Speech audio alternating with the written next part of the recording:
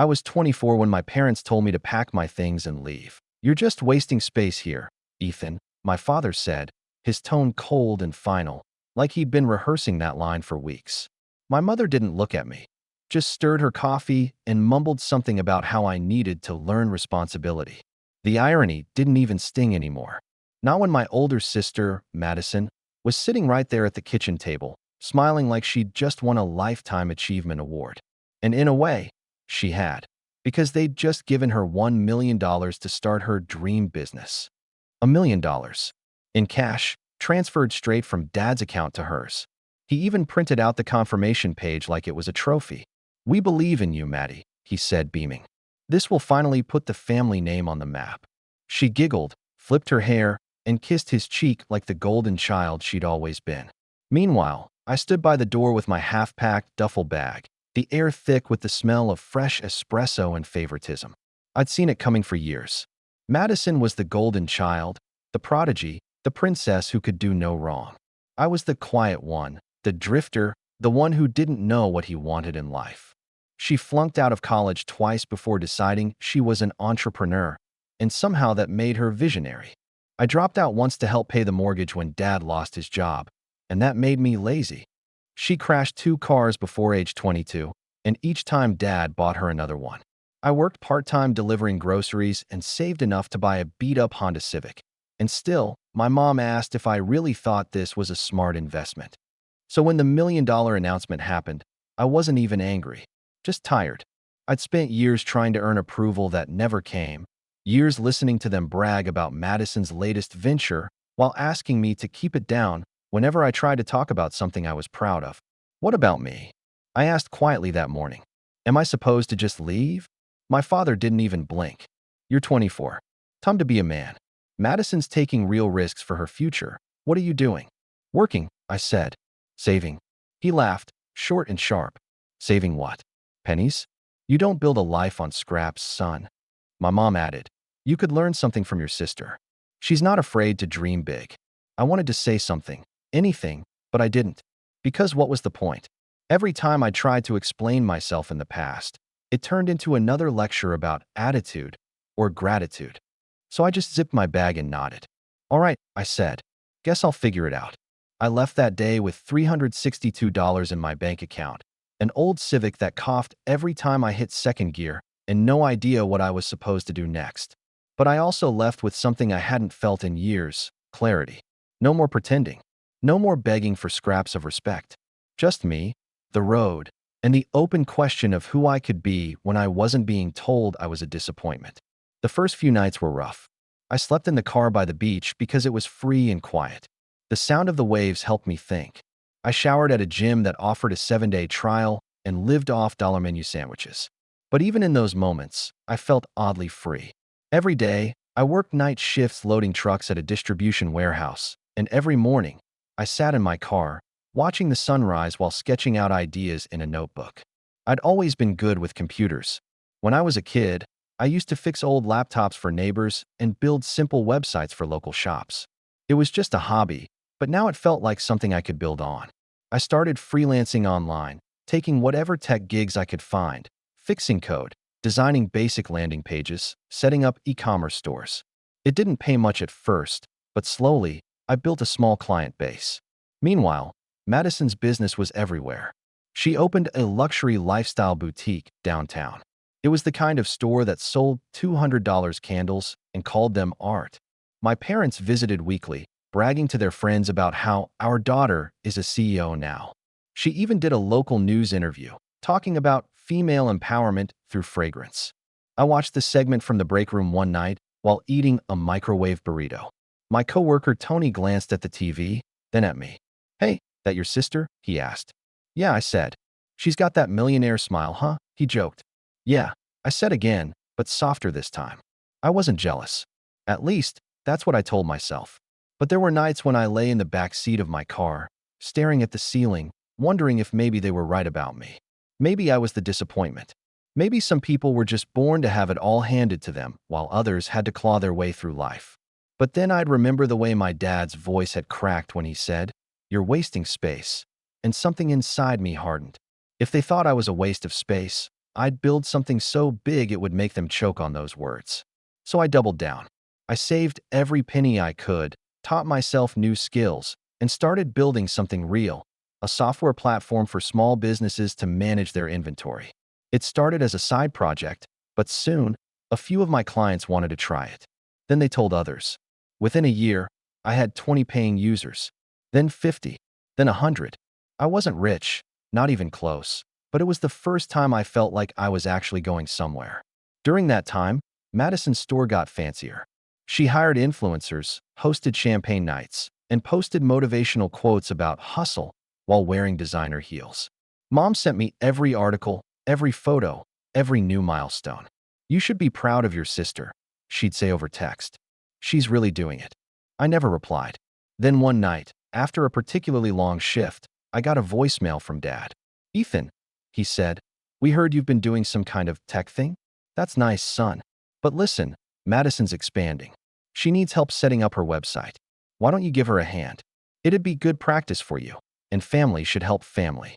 I remember staring at my phone for a long time, the sound of traffic humming outside my window. Help her. The same sister who hadn't even asked how I was doing in years. The same parents who tossed me out like I was a burden. I didn't call back. But that was the night I knew something had shifted. I wasn't the same broke kid sleeping in his car anymore. I had something they didn't even see coming: momentum. A few months later, my platform landed a major client, an independent retailer chain that signed a six-figure contract. I quit the warehouse job, rented a small apartment, and officially registered my company. For the first time, I had an office, a business bank account, and a reason to wake up every morning. But that's also when the calls started coming again, from my parents, from Madison, from relatives I hadn't heard from in years. At first, it was casual. "How have you been? We should catch up." But beneath the politeness, I could hear something else: curiosity, maybe even a little fear. And then, one afternoon, my mom called out of the blue. "Ethan," she said sweetly, "Madison's been having a tough time lately.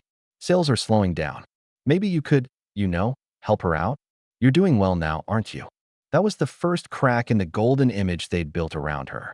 The first sign that maybe, just maybe, the universe was finally balancing the scales.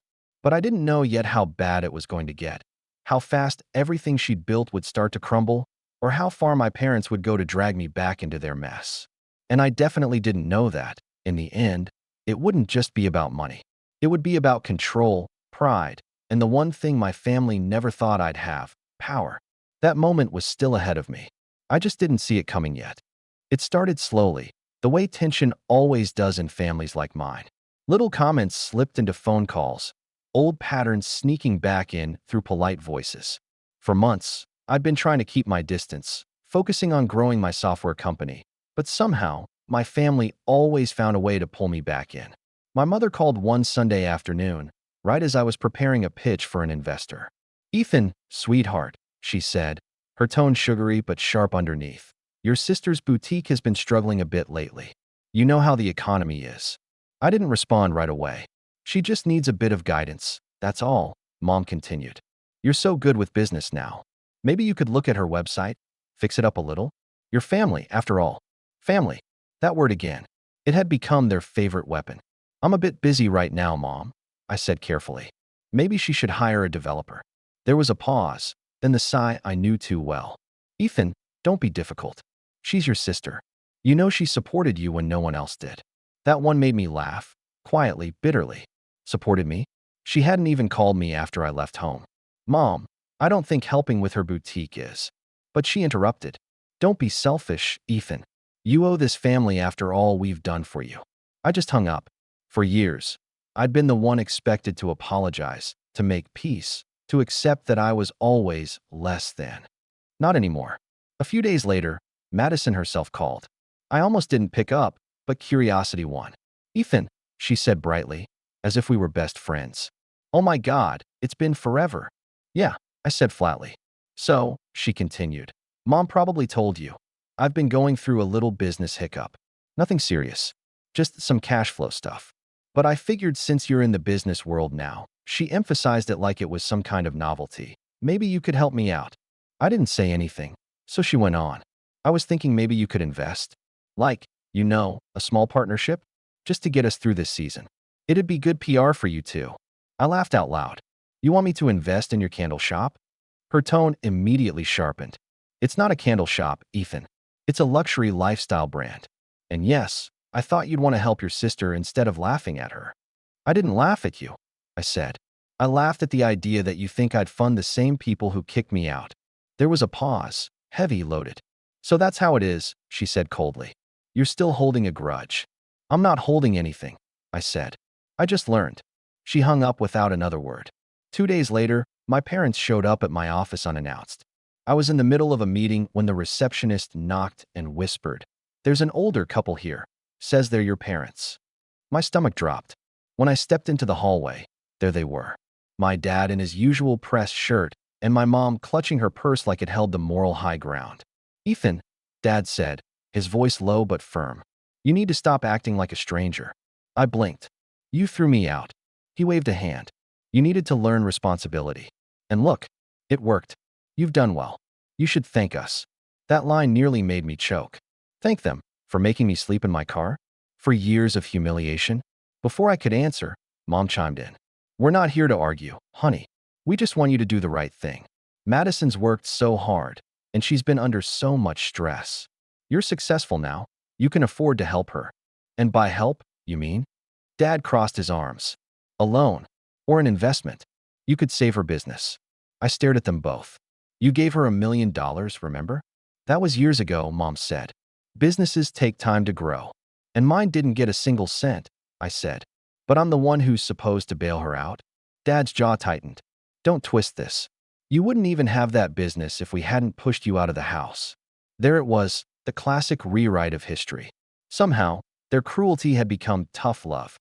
"I think we're done here," I said quietly, turning toward my office door. Mom called after me. "You'll regret this, Ethan. Family should stand together." But they left before I could reply. For a few weeks, I didn't hear from them. I buried myself in work, building partnerships, hiring 2 developers, and expanding into new markets. But the silence didn't last. It never did. It started with small things. A few relatives checking in, asking how I was, then steering the conversation toward Madison's rough patch. An aunt sent me a long message about how family fortunes rise and fall together. A cousin tagged me in one of Madison's desperate Instagram posts. Support small businesses. Then came the family gathering. My parents insisted I attend my dad's birthday dinner. "It'll mean a lot to him," Mom said over the phone. "And Madison will be there too. We all need to reconnect." Every instinct told me to skip it, but something in me wanted to face them. Maybe I wanted to see if anything had changed. Maybe I wanted to prove to myself that I didn't need their approval anymore. The restaurant was one of those expensive places my parents loved. White tablecloths, gold-rimmed plates, and waiters who spoke in whispers. When I walked in, the conversation paused. Madison was already there, in a designer dress, her hair perfectly styled. She smiled like a celebrity greeting a fan. "Ethan," she said, standing to hug me. "Look at you. You actually clean up nice." "Thanks," I said, taking my seat. Dad raised a glass. "To family," he said. "And to Madison, who's been working tirelessly to rebuild after some setbacks."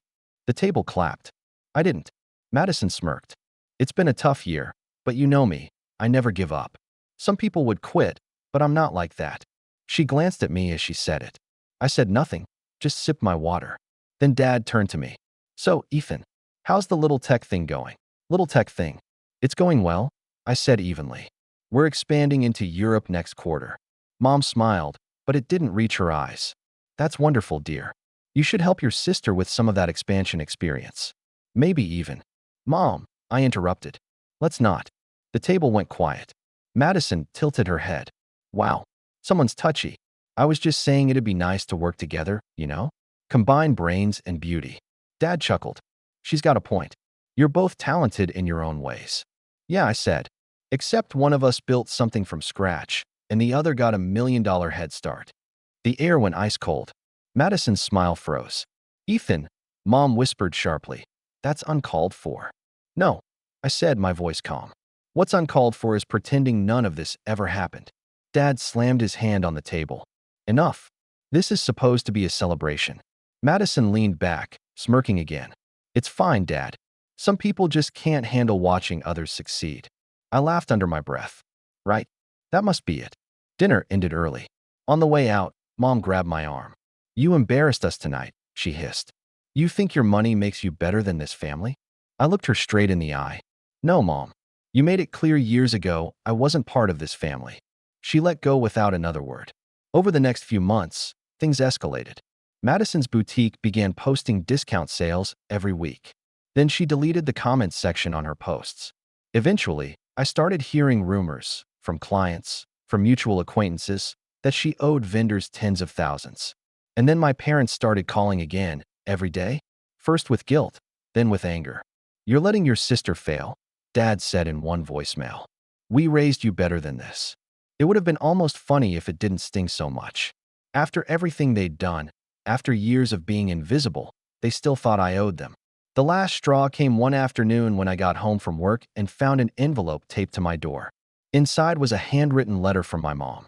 Ethan, we know you're doing well, and we're proud of you. But Madison is drowning. We've already mortgaged part of the house to help her, but it's not enough. Please, if you have any decency left, save your sister's dream. She's your blood. There was a check request enclosed for $250,000. I sat on the couch for a long time, the letter in my hands, my mind racing through every memory, every insult, every you're not enough, every dinner where they toasted her and ignored me. And for the first time, I didn't feel hurt. I felt calm, detached, like something inside me had finally clicked into place. They wanted to play games with guilt and manipulation? Fine, I'd play too. But this time, I wouldn't be the quiet one sitting at the table pretending not to notice the knives pointed my way. This time, I'd make sure they finally saw who they were dealing with. The unraveling began quietly, like a slow leak that no one notices until the floor gives way. For weeks, I tried to ignore the signs. Late-night messages from relatives I hadn't spoken to in years, vague, urgent calls from my parents, and a growing sense that something was moving behind the scenes. But I didn't want to care. I was busy. My company had just closed another major partnership. I'd hired new staff. And for once, life actually felt stable. Then, one morning, I got an alert from my bank.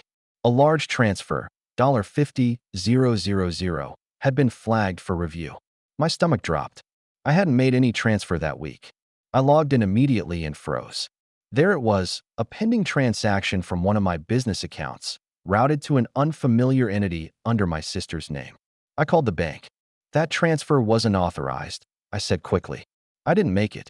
The rep put me on hold, then returned with a confused tone. Sir, the request came through a joint authorization. Someone logged in using a linked account with matching family credentials. Family credentials? Yes, sir. The system shows that the request was made by an account connected to your parents' banking profile. My chest tightened. That couldn't be right. I hadn't linked any accounts with my family since I left home, years ago. But then it hit me. When I was younger, my father had insisted on helping me manage my savings. He'd opened a family joint account and said it was for emergencies. I'd forgotten about it, never used it again after leaving. But apparently, he hadn't. I immediately froze the transaction and changed every password I could think of. When I checked my emails, there were multiple failed login attempts from unknown devices. My dad's old email was listed on one of the recovery contacts. My hands were shaking. I called him straight away. He picked up on the third ring, his voice calm. Ethan, you don't have to be so dramatic. What did you do? I demanded. Why is there a transfer from my account to Madison's name? He sighed. We needed to move some money temporarily. Madison's business was about to lose its lease. We'll pay it back. I almost laughed. You took money from my company without asking. Don't exaggerate, he snapped. It's all in the family. We've helped you enough over the years. I couldn't believe what I was hearing. You kicked me out, Dad. That was for your own good, he said, his tone sharp now. You're successful because we pushed you. So you owe this family some gratitude. It's time you give back. I was silent for a long time. Then I said quietly, you didn't give me anything. You gave her everything. Don't talk about your sister that way, he barked. She's trying. She's had a hard year. So you stole from me? I borrowed it, he said quickly. You can't even feel it missing. You're making good money now. Don't act like it's some tragedy. My blood boiled. You could have asked. He laughed. If I asked, you'd have said no. He hung up before I could answer. That was the moment something inside me broke. Not anger this time, but something deeper. A quiet, irreversible shift. I'd always known my parents favored Madison, but I hadn't realized how far they'd go for her. It wasn't just favoritism anymore. It was betrayal. I sat at my desk for nearly an hour, staring at the frozen transfer. The betrayal wasn't about the money. It was about the entitlement, the way they saw my success as theirs. The way they thought they could still reach into my life and take whatever they wanted, just because I shared their last name. That evening, I drove to their house, the same one I'd been thrown out of 5 years earlier. The drive felt longer than I remembered. When I pulled up, Madison's brand new SUV was parked in the driveway, gleaming under the porch light. Mom opened the door before I could knock. "Ethan," she said sweetly, like nothing had happened. "You look tired. Work too hard, don't you?" I didn't respond. "Where's Dad?" She hesitated. "In the living room." "But can't we just—" "I'm not here to chat, Mom." Her smile faltered, and I walked past her into the house. Dad was watching TV, Madison sitting on the couch beside him, scrolling through her phone. When she saw me, she smirked. Well, the prodigal son returns." "Did you do it?" I asked. She blinked. "Do what?" "Authorize a transfer from my company account." Her smirk vanished. She glanced at Dad, then back at me. "Relax, it was just temporary." I stared at her. "You did do it." She rolled her eyes. "Dad said it'd be fine. I needed it to cover payroll for a month." "You make 6 figures a year. What's 50 grand to you?" I couldn't speak for a second. The audacity was staggering. That money wasn't just mine. It was my employees', my company's. "Oh please," she scoffed. "You think your little startup's some empire? You wouldn't even have that money if it weren't for Dad's connections." I turned to my father. "You gave her access to my account?" He didn't even look guilty. "It's all in the family, Ethan. Stop being selfish. You wouldn't even notice it missing." "I already froze the account," I said quietly. "And I filed a fraud report." The room went silent. Mom gasped. "You what?" "I filed a fraud report," I repeated. "It's already under review." Dad stood up, his face red. "Do you have any idea what you've done? That could ruin your sister's business." "Good," I said. "Maybe it's time she learned what consequences feel like." Mom's voice cracked. "Ethan, please. You're going to tear this family apart." I laughed bitterly. "You already did." I turned to leave, but Madison stood up suddenly, her face twisted with rage. "You think you're so perfect now? You think that stupid little app makes you better than us?" "No," I said calmly. "I think it proves you don't need $1 million handout to build something real." She grabbed a glass from the coffee table and hurled it across the room. It shattered against the wall near me. My mother screamed. My father shouted her name. But I just stood there, unmoving. "That's the difference between us, Maddie," I said quietly. "You destroy things when you don't get your way." I billed. Then I walked out. That night, I stayed awake in my apartment, watching the city lights flicker below. I thought about every moment that had led to this. The years of neglect, the insults disguised as advice, the way they had convinced me that I was worthless unless I was like her. But that night, I stopped being their scapegoat. The next morning, I got a call from my bank. The fraud report had triggered a freeze on all joint family accounts linked to mine, including my parents, their mortgage payments, their credit cards, everything. Within hours, my phone exploded with calls. Mom, Dad, Madison, dozens of missed calls, voicemails ranging from tearful pleas to furious rants. I didn't answer any of them. Later that evening, Mom sent me a long text. "Ethan, this has gone too far. Your father is furious, and Madison's account is frozen. She can't pay her employees. You've humiliated this family. Please call me." Then another one, minutes later. "Your father says if you don't fix this, you're no longer welcome in this house." I read both messages, then powered off my phone. For the first time in years, I felt something that wasn't guilt or anger. I felt peace. But peace didn't last. Because a few days later, I received a letter in the mail from a law firm.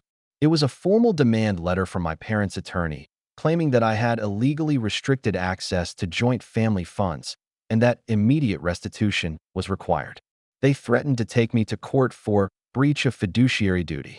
It was absurd, but it also told me one thing. They weren't going to stop. They didn't just want money, they wanted control. And if they couldn't guilt it out of me, they'd try to scare it out of me. That was the moment I realized the truth. This wasn't just about Madison's failing business anymore. It was about power. My parents couldn't stand the fact that I had built something without them, that I'd broken free of their control. And now, they were trying to drag me back under. But they had no idea that by crossing that line, by stealing from me, they'd set something in motion they couldn't take back. Because for the first time in my life, I wasn't afraid to fight back. And the next move? That was going to be mine. The legal letter hit me harder than I expected. It wasn't that I thought they could actually win. I knew they couldn't.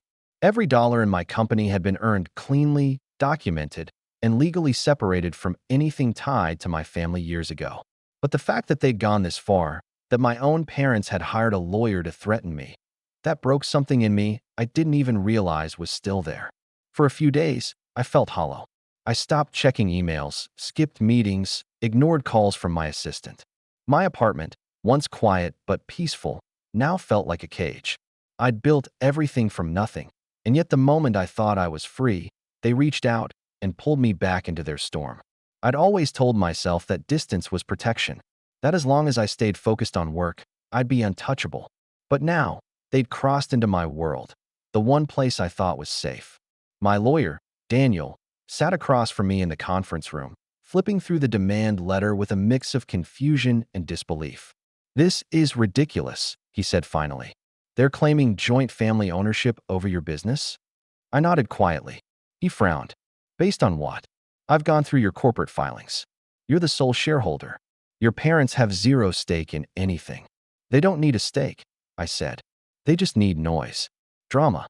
Something to make me react." He leaned back. "So what do you want to do?" I hesitated. "Nothing," I said finally. "Not yet." Because I knew my parents. They'd expect me to fight back immediately, to send angry letters, to defend myself, to feed the conflict. That's how it always worked. They'd throw chaos at me, and I'd exhaust myself trying to make sense of it. But not this time. Instead, I waited. For the next few weeks, I went through the motions of my life, but everything felt heavier. My appetite disappeared. My focus slipped. Even my employees noticed. One of them, a quiet developer named Priya, asked me one morning if I was okay. "You've been different lately," she said gently. I just smiled. "Family stuff." She nodded like she understood, but she couldn't. Nobody could. At night, I'd sit by the window, staring at the ocean, wondering how things had turned so dark. The waves used to calm me. They used to make me feel small in a good way, like my problems were tiny ripples compared to the world. But now, the sound just reminded me how far I'd drifted from home. Still, I kept showing up. Because if there was one thing I'd learned since leaving that house, it was this: you don't stop moving, even when you're falling apart. The lawsuit never materialized. Not yet, anyway, but my parents' lawyer sent 2 more letters, each more threatening than the last. Then the gossip started. Relatives called to say they'd heard things. An aunt claimed my company was under investigation. A cousin texted me a screenshot of a Facebook post Madison had written. "Sometimes success goes to people who don't deserve it. Some of us actually work for what we have. Others just steal." The comments were full of sympathy. "You're so strong. Ignore the haters. Family can be so cruel." And every like, every share, every word of pity for her felt like another cut. But I stayed silent. Until one day, silence wasn't enough. Because while I was sitting in my office late one night, my phone buzzed with an unknown number. I almost ignored it, but something told me to answer. "Hello." There was a pause, then a low voice. "Is this Ethan?" "Yes." "Who's this?" "This is Brian. I used to work for your sister." I sat up straighter. "Okay." He hesitated. "Look, I don't want trouble, but I thought you should know. She's been using your name. On paperwork, investor proposals, loan applications. She says you're a co-signer." My blood ran cold.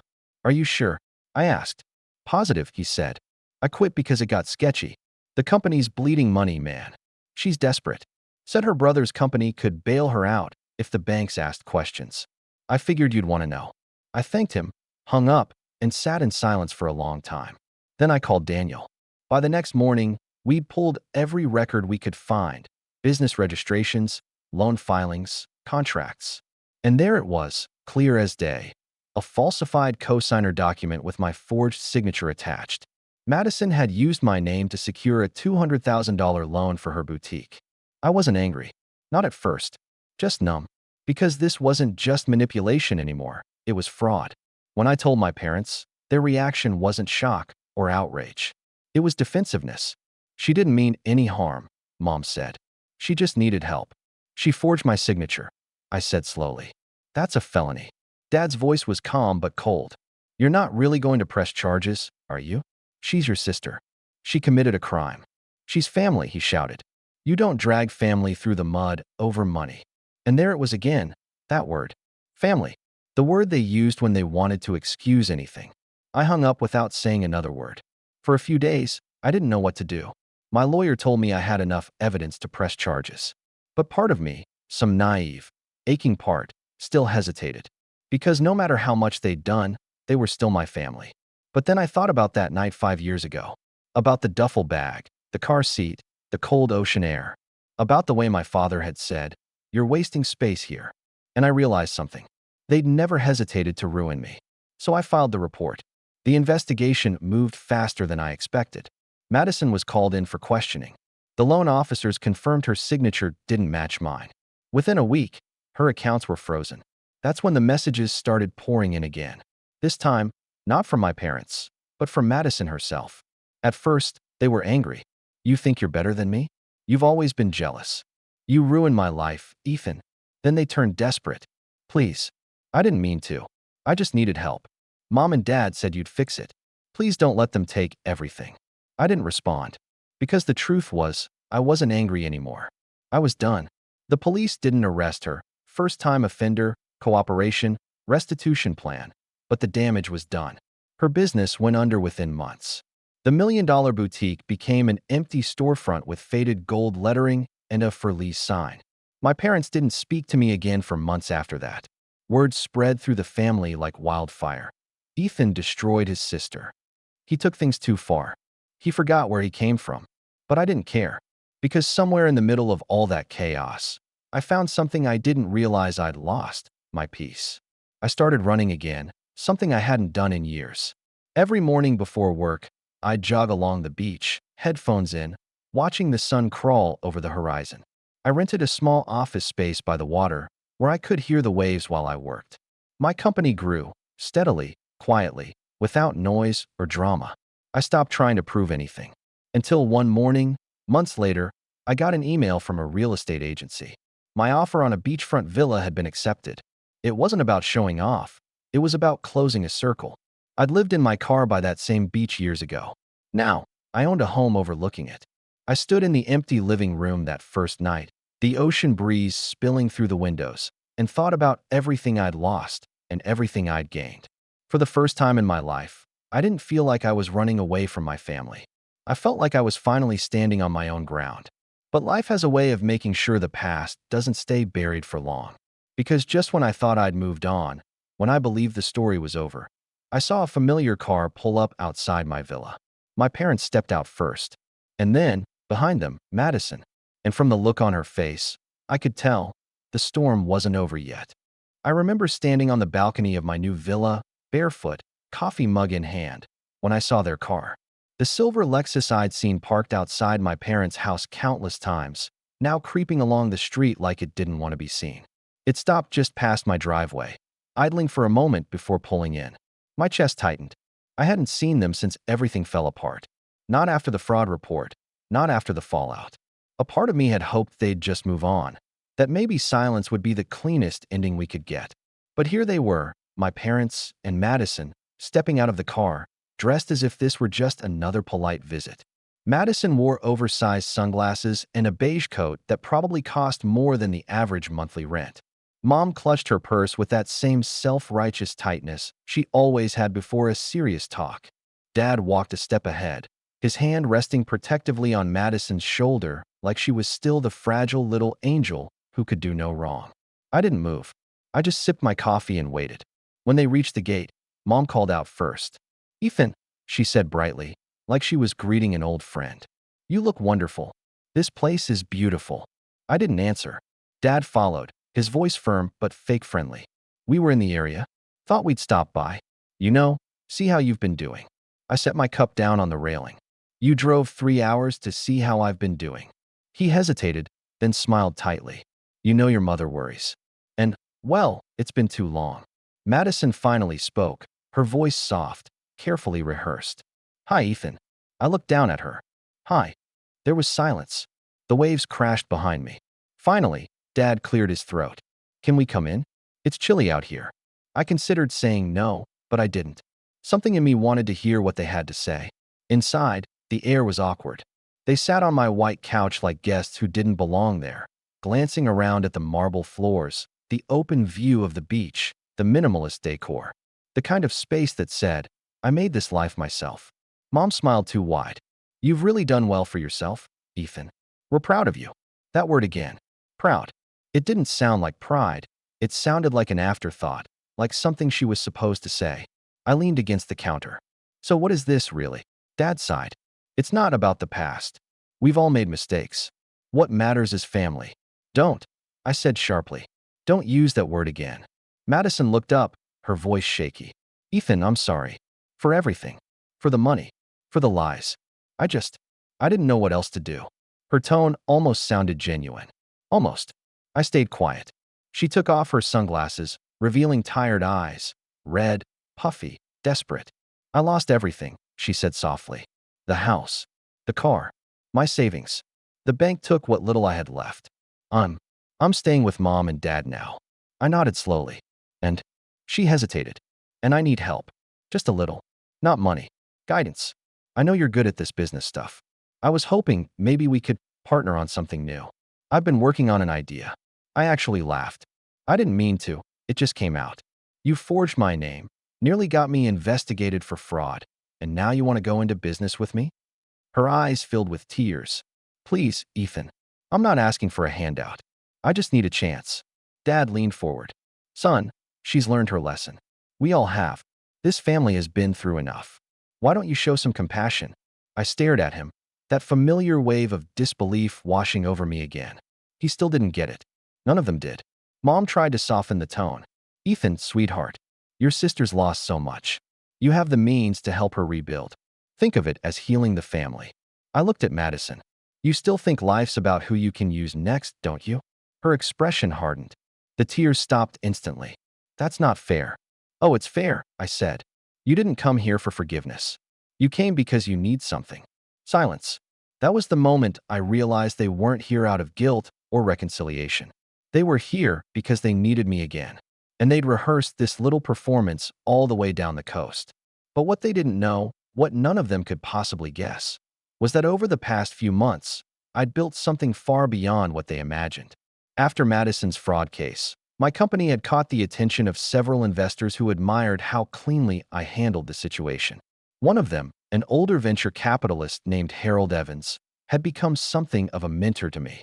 He helped me structure my company more professionally, new subsidiaries, holding companies, asset protections. He taught me how to move quietly, how to protect what I'd built. And one of the assets I'd recently acquired through a business partnership, a commercial real estate group that managed, among other things, high-value retail properties along the coast, including the building that used to house Madison's boutique. I hadn't planned it. It was part of a bulk acquisition. But when I found out, I couldn't help but notice the irony. Now, sitting there, watching her ask me for help again, something clicked. I smiled. You said you've been working on an idea? Madison brightened immediately. Yes, it's a boutique concept again, but this time it's more sustainable, eco-friendly luxury goods. Organic fabrics, handcrafted candles, minimal waste. It's very on trend. I nodded slowly, pretending to consider it. Sounds interesting. Where were you planning to set up? She shrugged. Maybe back at my old location. It's still empty, right? I tilted my head. You're sure about that? Her eyes flickered with uncertainty. Why? I smiled faintly. Because I bought that building 3 months ago. Her mouth opened slightly, but no sound came out. My parents exchanged glances. I didn't know, she said quietly. Of course you didn't, I replied. You don't keep track of anything that doesn't belong to you. Dad leaned forward. Ethan, what are you getting at? I'm saying, I said calmly. If you want to start your business there again, you'll need to go through my leasing company. And trust me, the rent isn't what it used to be. Madison's jaw tightened. That's cruel. No, I said. That's business. Mom's voice shook. You can't do that to your sister. I can, I said. And I already have. The silence that followed was the sweetest I'd ever heard. Madison stood abruptly. You think this makes you powerful, don't you? You think punishing me makes you better? I stood too, meeting her glare. No, I think it makes me free. She stared at me for a long moment before storming out, slamming the door behind her. Dad followed her, muttering something about ungrateful children. Mom lingered for a moment, looking at me with tears in her eyes. "You've changed, Ethan," she whispered. I nodded. "You're right."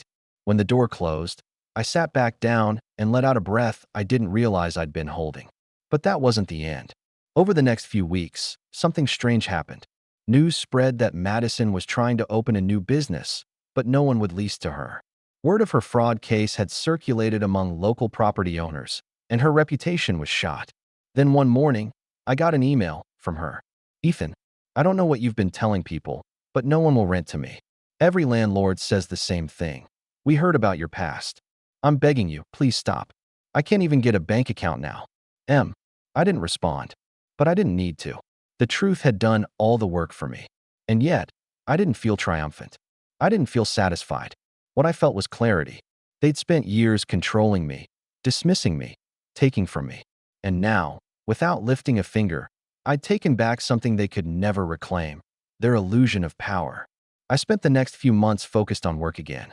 My company expanded into 3 countries, my investments grew, and my reputation in the business world solidified. I was invited to speak at a conference on resilience and entrepreneurship, something that would have made my father proud once upon a time. And then, one afternoon, I got a letter, not from my parents, not from Madison, but from my family's attorney. It wasn't a threat this time. It was an invitation. My parents were selling their home, the same one they'd kicked me out of, and they wanted me to consider buying it to keep it in the family. I almost laughed when I read it. The house that had once been their throne, their symbol of control, was now something they wanted me to preserve. I called my lawyer. "Buy it," I said simply. "All cash." Within 2 weeks, the deed was in my name. I didn't move in. I didn't even visit. I had the house appraised, cleaned, and quietly listed it for sale again. It wasn't about revenge anymore. It was about closure. But when my parents found out, when they realized I'd bought their house just to sell it, they finally reached out again. Not through letters, not through lawyers, through Madison. She showed up at my villa one evening, trembling, eyes red from crying. "They're losing everything," she said quietly. "Mom and Dad can't afford the rent on their new place. They're scared." I stared at her. "And what do you want me to do?" Her voice broke. "I don't know. Maybe just talk to them. Please." I didn't answer right away, because part of me wanted to say no, to shut the door and never look back. But another part of me, some small, tired fragment that still remembered who I used to be, wanted to see how far the fall had gone. So I agreed. "Tomorrow," I said. "Tell them I'll come by." And that's how I found myself, the next day, standing once again in front of the house I grew up in. Except this time, it wasn't their house anymore. It was mine. When I pulled into the driveway the next afternoon, the house looked smaller than I remembered. The paint was chipped, the porch light hung at an angle, and the yard, once meticulously kept by my father, was overrun with weeds. It didn't look like the home I'd grown up in. It looked like a shell, hollowed out by the years and the pride that used to fill it. I parked, stepped out, and for a moment, just stood there, staring at the front door. The same door I'd walked through countless times, the same one they'd slammed behind me when I left at 24 with a duffel bag and nowhere to go. Now it was mine. Every nail, every board, every inch of it. Madison was waiting by the door. She looked smaller too, less polished, more human. The expensive coat was gone, replaced with an oversized sweater and sneakers. Her hair was tied back messily, her face pale. When she saw me, she smiled weakly. "They're inside," she said quietly. I nodded and followed her in. The smell hit me first. Dust, stale air, and something faintly sour. My mother sat on the couch, clutching a cup of tea she wasn't drinking. My father sat beside her, shoulders slumped, staring blankly at the floor. They both looked older, much older than the last time I'd seen them. The arrogance was gone. The certainty. All that was left was fatigue. Mom looked up first. Her eyes were red-rimmed. "Ethan," she said softly, "thank you for coming." I stood in the doorway, saying nothing. Dad tried to smile. "You've done well, son. We heard about the company, the villa, the success." His voice cracked on the last word. "Why am I here?" I asked quietly. Mom set her cup down carefully. "We're selling the house. We can't afford the upkeep anymore. Your father's retirement funds are tied up, and," she hesitated, "we were hoping maybe you'd help." Buy it, keep it in the family. I already did, I said. The silence that followed was suffocating. Dad frowned. What? I bought the house 2 weeks ago, I said calmly. Didn't your lawyer tell you? Mom's mouth opened slightly. You bought it. Yes, I said. It's mine now. Dad's face went pale. You can't just. I can't, I said. And I did. He stood up, anger flashing in his eyes for the first time. You think this is funny? Buying your own parents' house out from under them? No, I said. I think it's poetic. Mom began to cry. Ethan, please.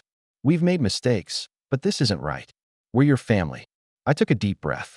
You stopped being my family the day you told me I was wasting space. The day you chose her over me. The day you stole from me, lied about me, and made me feel like I didn't belong. Madison stood by the wall, frozen, her eyes darting between us. Dad's voice shook. So what now? You're going to throw us out?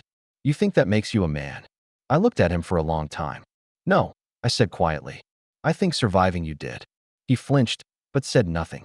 Mom reached for my hand, but I stepped back. You don't have to do this, she whispered. We can start over. We can. I cut her off. You had years to start over. I begged you for a chance back then. I asked for respect, not money. I asked to be treated like I mattered.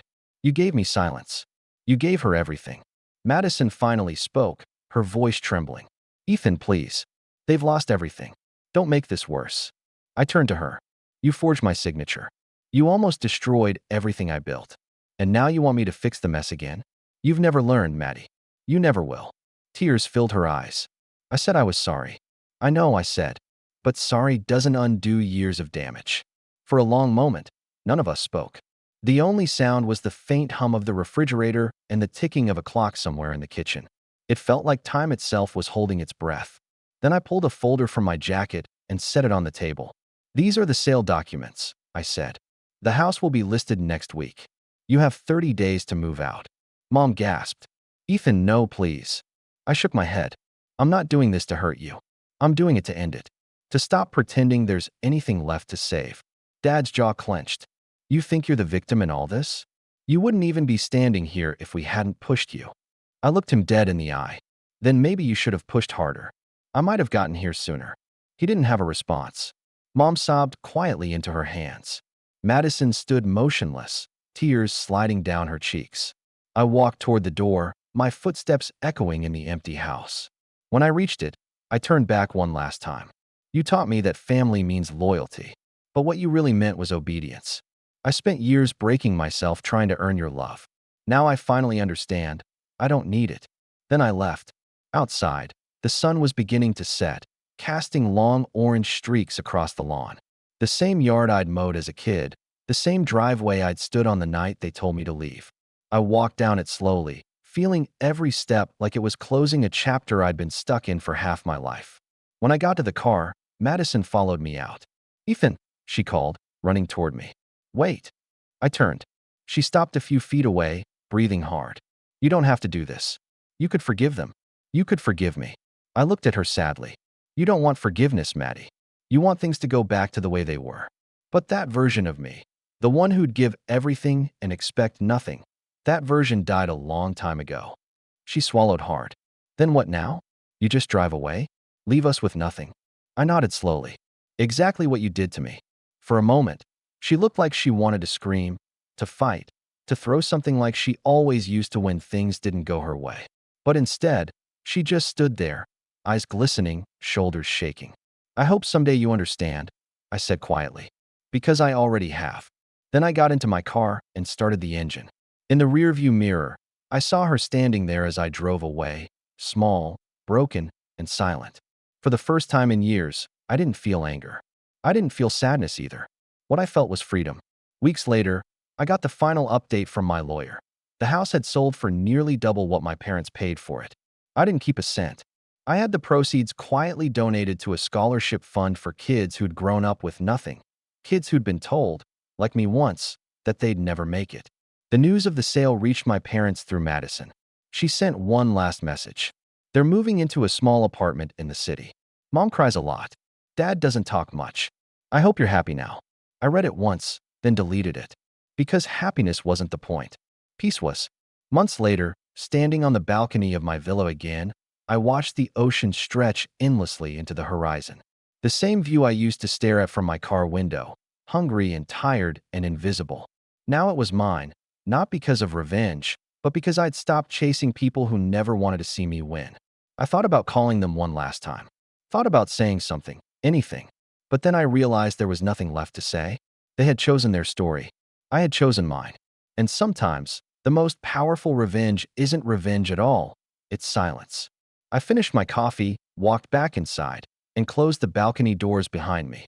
That was the last time I ever looked back.